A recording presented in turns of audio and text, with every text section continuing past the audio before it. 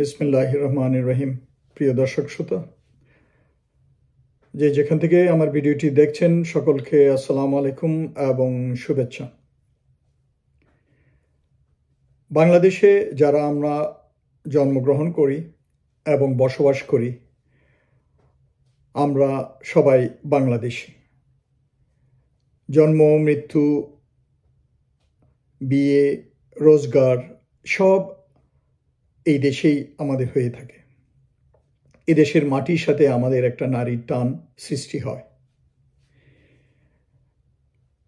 জাতি, ধর্ম, বর্ণ নির্বিশেষে আমরা সবাই বাংলাদেশি এবং আমরা আমাদের দেশকে ভালোবাসি।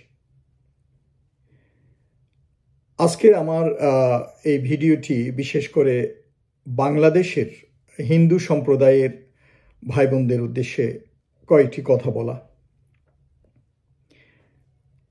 আমি নিজেও হিন্দু সম্প্রদায়ের কাছাকাছি আমার শৈশব কৈশোর কেটেছে এবং আমার ব্যক্তিগত জীবনেও হিন্দু সম্প্রদায়ের বন্ধুবান্ধব, পাড়া প্রতিবেশী ছিল এবং তাদের সাথেই বেড়ে ওঠা। এবং আমাদের দেশের যেই সংস্কৃতি,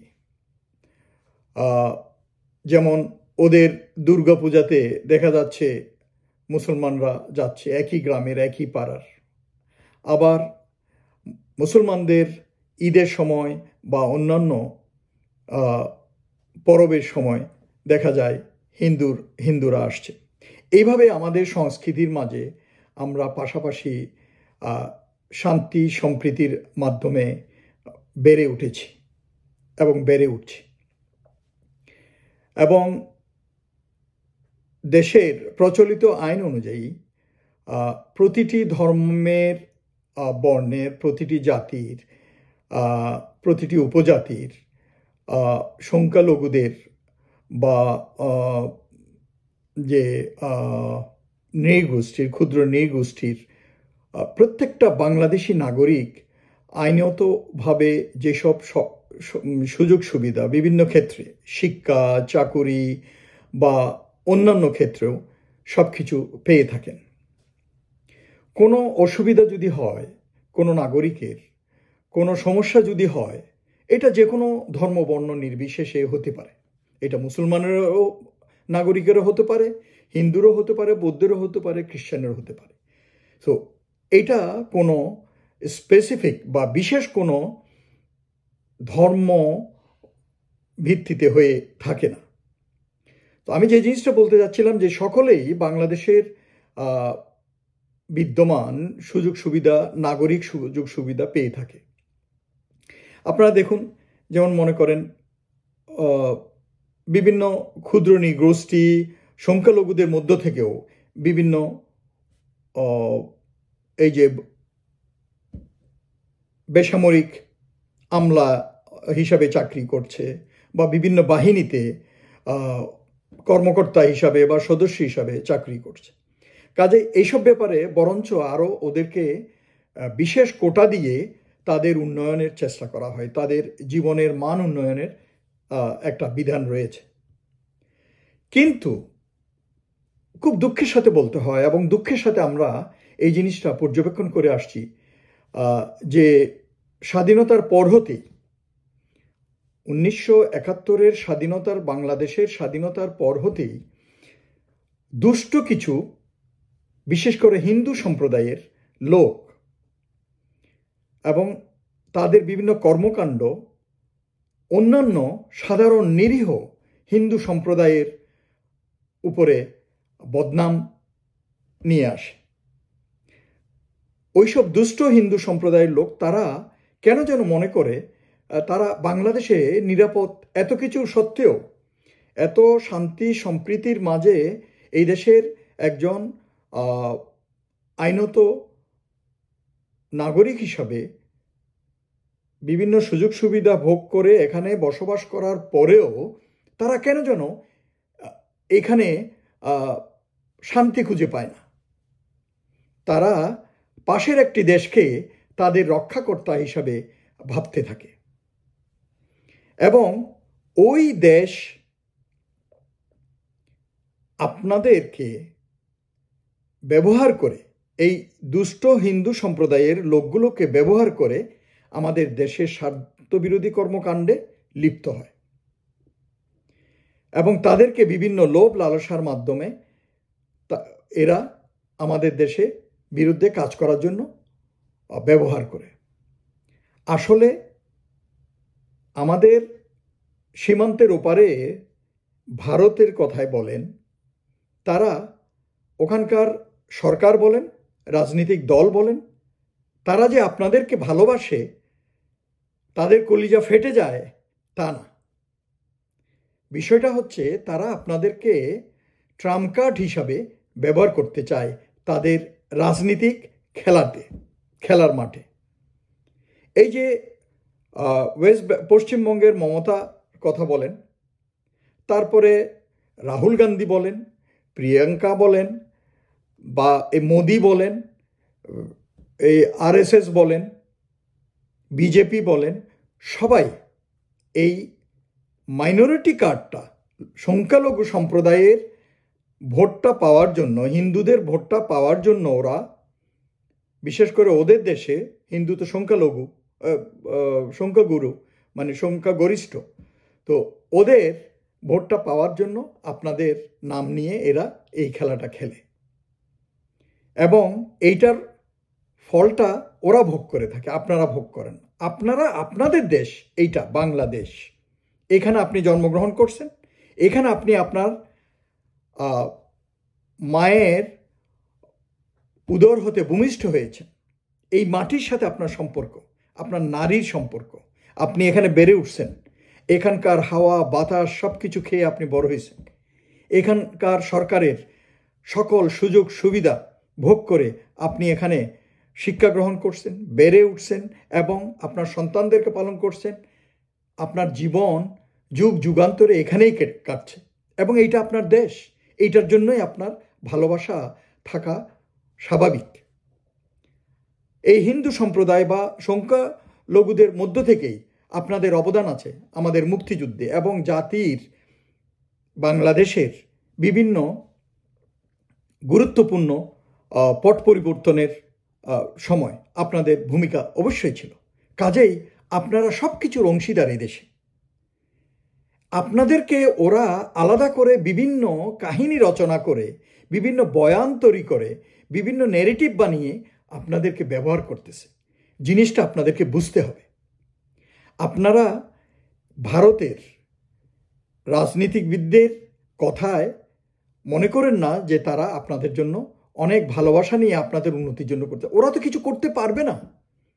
ওরা চিটাগাং দখল করে ফেলবে, বাংলাদেশ দখল করে ফেলবে, এগুলো সব বোগাস, এগুলো সম্ভব নয়, এগুলো সব আশারে গল্প এবং ওরা এগুলো বলে ওদের ওই যে ভোটের মাঠটা, ওদের নির্বাচনের মাঠটা, ওদের ময়দানটা ওরা একটু সুগম করতে চাচ্ছে।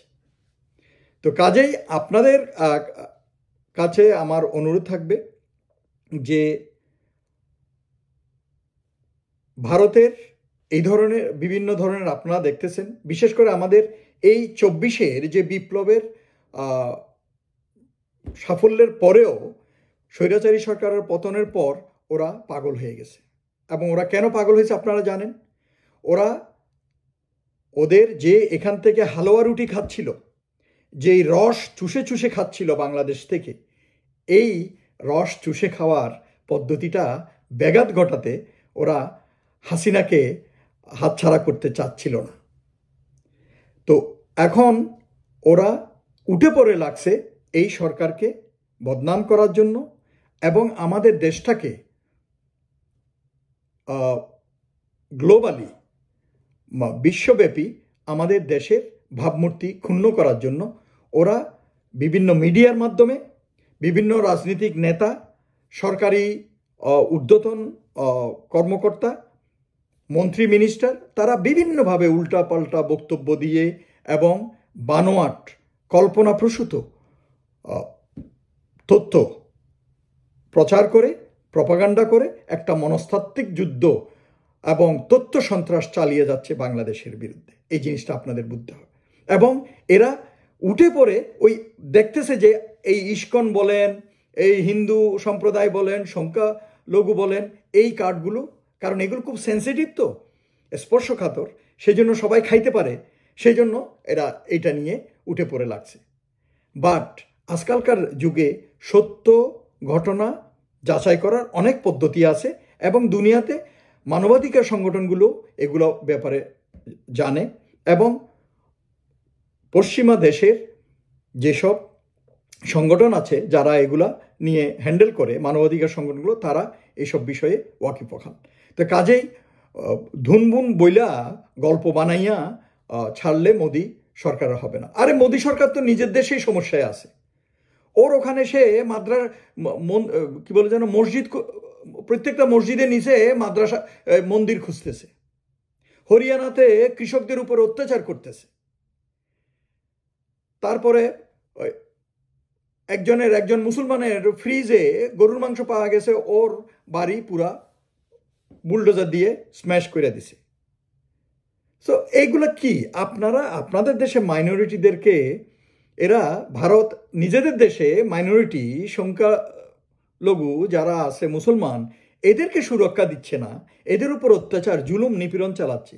আর যেখানে আমাদের দেশে শান্তি সম্প্রীতিতে বসবাস করে আসতেছে যুগ যুগ ধরে সবাই, বাংলাদেশের নাগরিকরা এখানে সে উস্কানি দিচ্ছে বিভিন্নভাবে।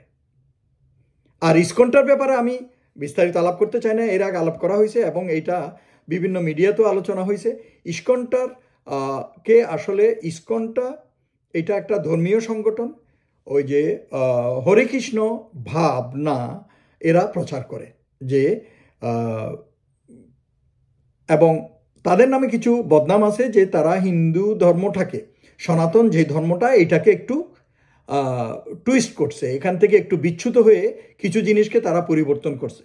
সেই জন্য যারা আসল সনাতনী তারা এদের থেকে দূরে থাকে এবং তারা তাদের ধর্ম তাদের মতো করে পালন করে। তো আমি ওটা বলতে চাই না, দুনিয়ার বিভিন্ন দেশে ইসকন থাকুক, অসুবিধা নেই, কিন্তু আমার কথা হচ্ছে যে বাংলাদেশে ইসকন যে রাজনৈতিক কর্মকাণ্ড পরিচালনা করতেছে এবং একটা দেশের গোয়েন্দা সংস্থার এজেন্ডা পূরণ করতেছে, এটা আমরা বুঝে গেছি, এটা ধরা পড়ছে এবং এটা প্রমাণ হয়েছে। আমাদের দেশে এত আলেম ওলামা ধরে জেলে পুইরা, অত্যাচার কইরা, নিপীড়ন কইরা যে, এবং জেল ফাঁসি দিয়ে যে দিছে, তখন ইন্ডিয়ার বলেন বা আমাদের দেশে অনেকেই আছে সুশীল সমাজ, তারা ছিলেন কোথায়? বা এই যে ভারতীয় মিডিয়া কতগুলো আমাদের দেশে আছে, তারা কোথায় ছিলেন? বা ভারতের এই মিডিয়াগুলো কোথায় ছিল? আপনারা তো কোনো কথা বলেন নাই। তো এই যে চিন্ময়, যে একজন ইসকন থেকে বহিষ্কৃত, তার চরিত্রহীনতার জন্য, তার অপরাধের জন্য সে ওখানে উস্কাইতেছিল। চট্টগ্রামে এবং বাংলাদেশে রংপুরে বিভিন্ন জায়গায় সে এই হিন্দু একটা কি সংগঠন নাম দিছে, ওইটার হিন্দু জাগরণ মঞ্চ না কি যেন, ওইটার মাধ্যমে সে হিন্দুদেরকে উস্কাইতেছিল, শান্তি সম্প্রীতি, দেশে শান্তি সম্প্রীতির ব্যাঘাত ঘটাচ্ছিল। হ্যাঁ, জাতীয় পতাকার উপরে তার ওই হিন্দু জাগরণ মঞ্চের পতাকা উড়াইতেছিল, তারপরে নিরাপত্তা বাহিনীর উপরে আক্রমণ করতেছিল তার লোকজন দিয়ে। তাইলে এগুলো করলে তাকে কেন গ্রেফতার করবে না? জনজীবনে যদি উস্কানি দিয়ে শান্তি শৃঙ্খলা, শান্তি সম্প্রীতির ব্যাঘাত ঘটায়, তাকে তো সরকারের অবশ্যই রাইট আছে। তো এইটা নিয়ে আপনারা এত চিল্লাপাল্লা করা তো কোনো মানে নাই। আপনারা মনে করেন না ভারত যে আমরা ছোট দেশ, আগের মতো, আগের চিন্তাধারায় আপনারা যা ইচ্ছা তা করতে পারবেন। আপনাদের ওই চিন্তাভাবনা থেকে সরে আসতে হবে। সরে এসে এখন ন্যায্যতা এবং সমতার ভিত্তিতে বাংলাদেশের সাথে লেনদেন করতে হবে এবং ভালো প্রতিবেশী সুলভ আচরণ করতে হবে। তো সবশেষে আমি আবার আমার দেশের, বাংলাদেশের হিন্দু সম্প্রদায়ের ভাই বোনদের প্রতি বলবো, আপনারা বাংলাদেশি, নিজেকে বাংলাদেশি ভাবুন, বাংলাদেশকে ভালোবাসুন, বাংলাদেশের মাটির সাথে আপনার যে একটা নারীর টান, এটাকে বজায় রাখুন। বিদেশি চক্রান্তের ফাঁদে পড়ে নিজেদের সন্তানদের এবং আপনাদের আগামী জীবনকে তছনছ করবেন না এবং শান্তি সম্প্রীতির সাথে হিন্দু, মুসলমান, বৌদ্ধ, খ্রিস্টান সবাই মিলেমিশে থাকার চেষ্টা করুন। বিদেশি চক্রান্তের হাত হতে বেঁচে থাকার চেষ্টা করুন এবং বিদেশি চক্রান্তকে আমরা সবাই মিলে নস্যাৎ করে দিই এবং আমরা শান্তি সম্প্রীতিতে বসবাস করি। এটাই আমাদের একমাত্র লক্ষ্য হোক। সকলে ভালো থাকুন। ধন্যবাদ।